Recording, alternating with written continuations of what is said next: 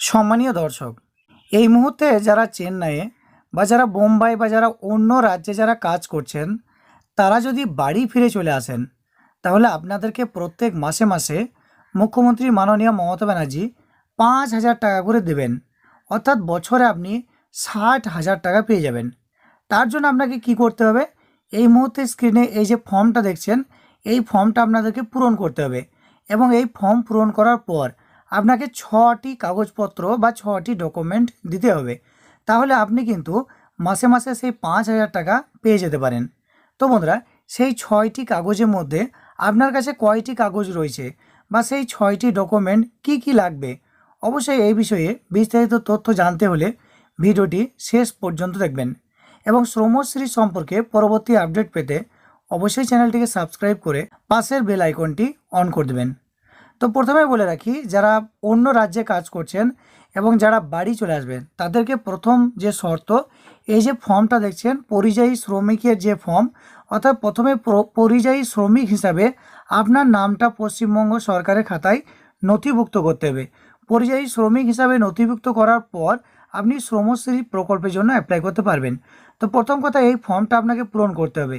এই ফর্মটা কিভাবে পূরণ করবেন, ফর্মের কোন কলমে কোন ঘরে কী লিখবেন, অবশ্যই এই নিয়ে ভিডিও দেওয়া আছে, আপনারা চ্যানেলে গিয়ে দেখে আসতে পারেন।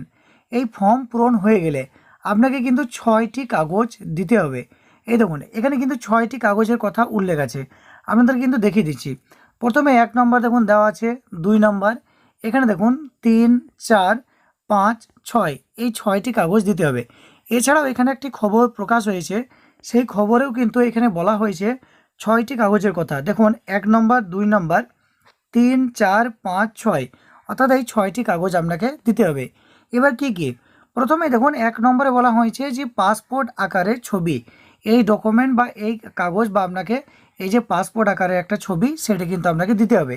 কোথায় দেবেন না, ফর্মে দেখুন উপরে একদম ডান দিকে একটা ঘর আছে, এই ঘরটাতে আপনি কিন্তু একটা আপনার পাসপোর্ট আকারের ছবি এখানে সেটে দেবেন এবং পারলে আপনি আর একটা ছবি এই বাঁ দিকে এখানে স্ট্যাপলার দিয়ে আপনি একটা ছবি আঁটিয়ে দিতে পারেন। তাহলে প্রথমে আপনাকে কি দিতে হবে না, আপনার কিন্তু পাসপোর্ট আকারের একটা ছবি দিতে হবে। 1 নম্বরে পরিষ্কার বলা হয়েছে। এখানে যে খবরটা প্রকাশ হয়েছে সেখানেও দেখুন এখানে 6 নম্বর কলমে বলা হয়েছে যে আপনাকে পাসপোর্ট সাইজের একটা ছবি আপনাকে দিতে হবে। তাহলে 1 নম্বরে কী লাগবেন আপনি বুঝতে পেরেছেন। 2 নম্বরে বলা হয়েছে যে আধার কার্ডটা দিতে হবে, অর্থাৎ আপনার যে আধার কার্ড রয়েছে সেই আধার কার্ডের জেরক্স কপি আপনাকে দিয়ে দিতে হবে। এছাড়াও ফর্মে একটা ঘর আছে দেখবেন, সেই ঘরে কিন্তু আপনাকে আধার কার্ডের নাম্বারটাও লিখতে হবে।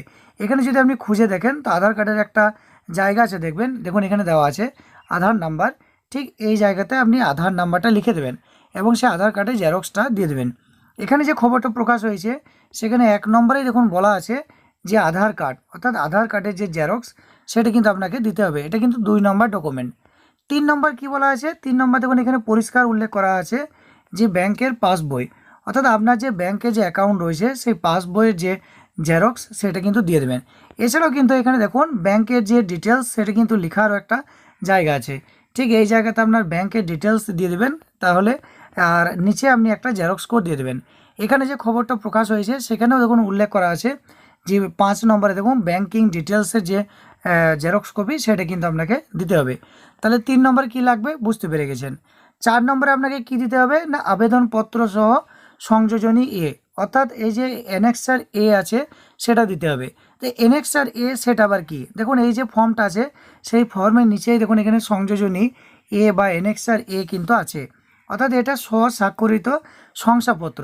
অর্থাৎ এই যে অ্যানেক্সার এ যে একটা ফর্ম রয়েছে, এই ফর্মটা পূরণ করেও আপনাকে দরখাস্তের সঙ্গে দিতে হবে। 5 নম্বরে দেখুন এখানে বলা আছে যে বৈধ পাসপোর্ট বা সৎ প্রত্যায়িত কপি যিনি বাইরের দেশে কাজ করছেন, অর্থাৎ আপনি যদি বাইরের দেশে যদি কাজ করছেন তাহলে আপনার যে পাসপোর্ট থাকবে সেই পাসপোর্টের একটা আপনি জেরক্স কপি 5 নম্বর দিয়ে দেবেন।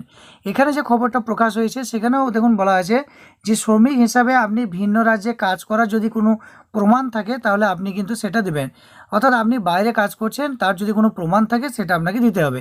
শেষে আপনাকে বলা আছে ভোটার কার্ড, 6 নম্বরে দেখুন ভোটার কার্ড, অর্থাৎ আপনার যে ভোটার কার্ড রয়েছে সেই কার্ডটা দিয়ে দেবেন এবং এখানেও দেখুন ভোটার কার্ডের কার্ড নাম্বার লেখারও একটা ঘর আছে, এখানে আপনি ভোটার কার্ড নাম্বারটা এখানে লিখে দেবেন এবং তার যে জেরক্স কপি সেটা দিয়ে দেবেন।